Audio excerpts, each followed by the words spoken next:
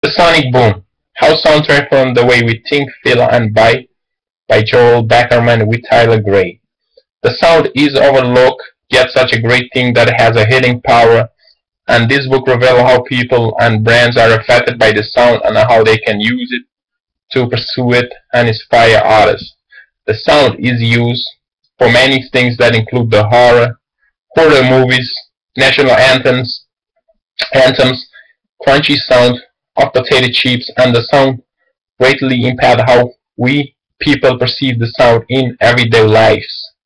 The storytelling of Sarah Sherman is a great way to reveal about the power of sound, and is case of Sarah Sherman, who heard the sound after the 29 years, felt it difficult to differentiate between the sounds which are necessary and the noise that needed to be filtered.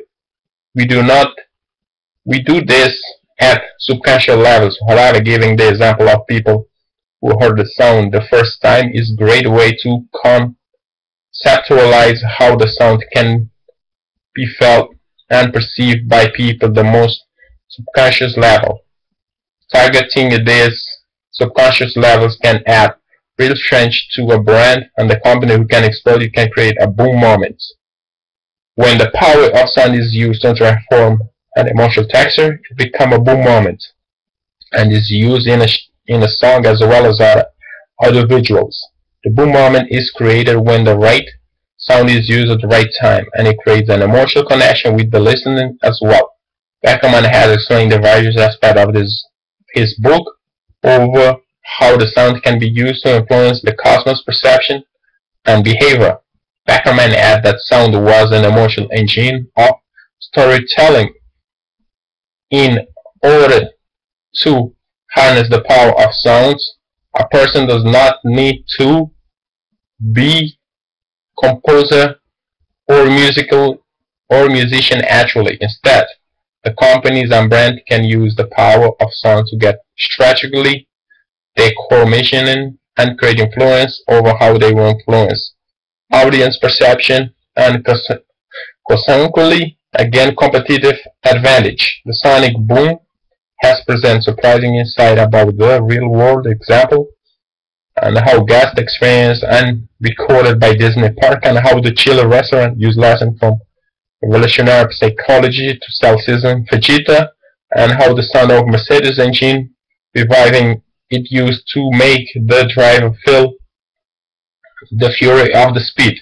This used the sound of people walk through the amusement park included the bird sounds and the forest noise to imitate a fake quiet.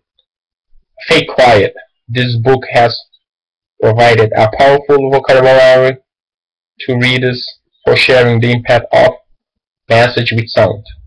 The sounds need to be carefully used, and if it's not used properly, it becomes the bad sound. This is called the sound trash. An example of this is Frito-Lay bag, which created so much noise that it had to be scrapped within a year. The inappropriate use of songs in a campaign is another thing that should be avoided. Example, Wrangler jeans commercial. Beckerman has encouraged everyone to use the sound to exert more control over the personal soundscapes that affect our lives as we move from home, office, workshop, and restaurant. Beckerman has encouraged the corporations by telling the sonic story that whenever and wherever the customer encounter their service or products, sound should be used. McDonald's jingle is pervasive on television. The use of the right sound is necessary. However, when it's only included to add the music effect, it can be sometimes become redundant, and it should be considered whether there is a need of it or not. The use of sound can sometimes be very complex text, and therefore is suggested by Beckerman that silence is sometimes the best strategy.